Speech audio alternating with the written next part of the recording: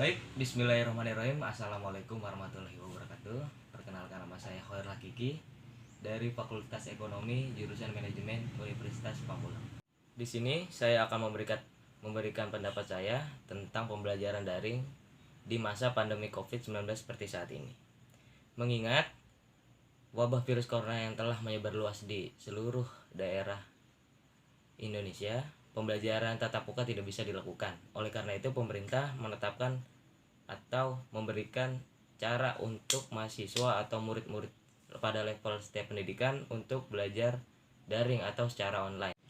Pembelajaran daring atau secara online biasanya dilakukan oleh mahasiswa atau sebuah kampus menggunakan aplikasi Zoom ataupun Google Meet ataupun video call, serta hanya sebatas WA ataupun bisa juga website seperti Unpam ini sendiri.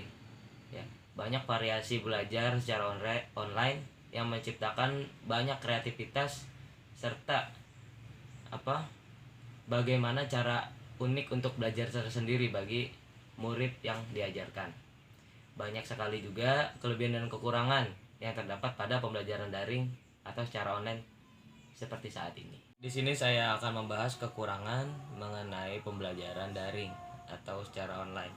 Yang pertama, mungkin sangat sulit bagi dosen untuk mengontrol mahasiswanya atau muridnya yang serius dalam menjalankan pembelajaran seperti saat ini, karena kebanyakan murid dikasih kenyamanan itu malah terlalu terlena dengan kenyamanan itu.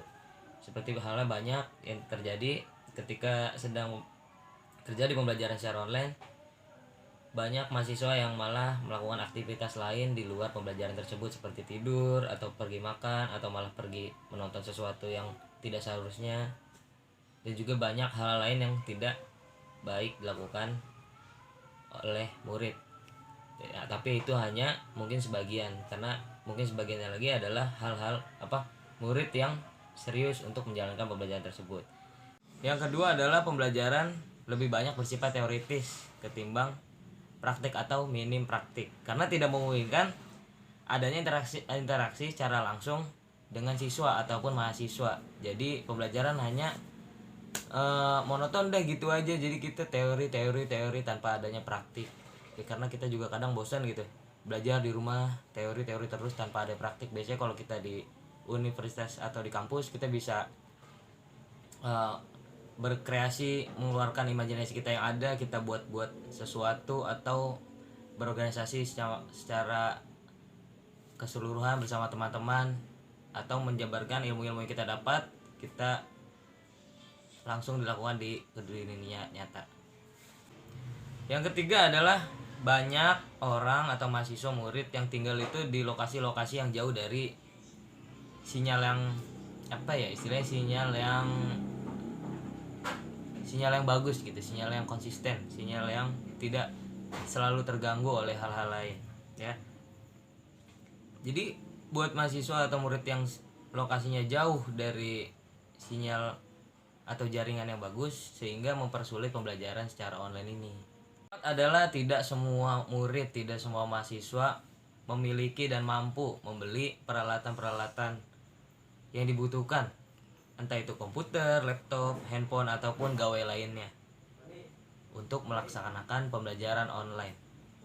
Yang kelima adalah terlalu banyak distraksi yang bisa mengganggu konsentrasi siswa saat belajar online. Dan sekarang saya akan membahas mengenai kelebihan dari pembelajaran daring atau secara online. Yang pertama adalah waktu dan tempat lebih efektif. Siswa bisa langsung mengikuti proses belajar dari rumah.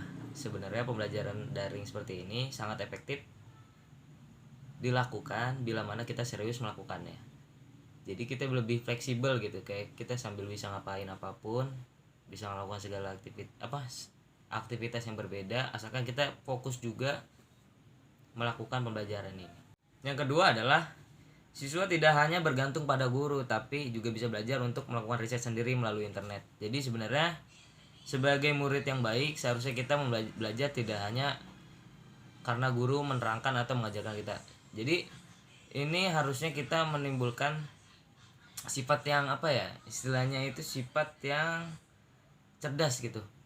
Jadi kita mencari ilmu yang kita tidak ketahui, kita searching, kita browsing di Google, karena semuanya itu ada di Google. Kalian bisa browsing yang kalian ingin cari, yang kalian ingin tahu secara gampang.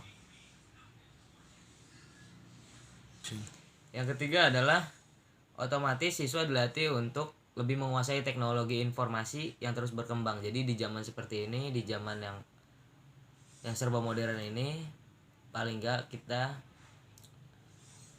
bisa belajar lebih banyak tentang mengenai informasi yang didapat melalui handphone. Cerdas-cerdas menggunakan alat teknologi supaya kita menjadi manusia yang lebih cerdas di kemudian hari. Yang keempat adalah menumbuhkan kesadaran pada siswa atau mahasiswa bahwa gawe bisa digunakan untuk hal-hal yang lebih produktif, hal yang lebih positif dan mencerdaskan. Tidak hanya untuk bermain sosial media ataupun main game, tapi sebenarnya handphone bisa digunakan untuk hal yang produktif, bisa mencari duit lewat sini, bisa berbisnis ataupun bisa melakukan hal yang lainnya secara positif. Baik, mungkin sekian yang saya dapat sampaikan. Kekurangannya saya minta maaf. Semoga ini menjadi kemudahan untuk kita saling belajar. Semoga ini menjadi hal yang baik untuk kita, untuk terus berkembang, untuk terus berkreasi, untuk terus mencari jati diri. Sekian dari saya. Wassalamualaikum warahmatullahi wabarakatuh.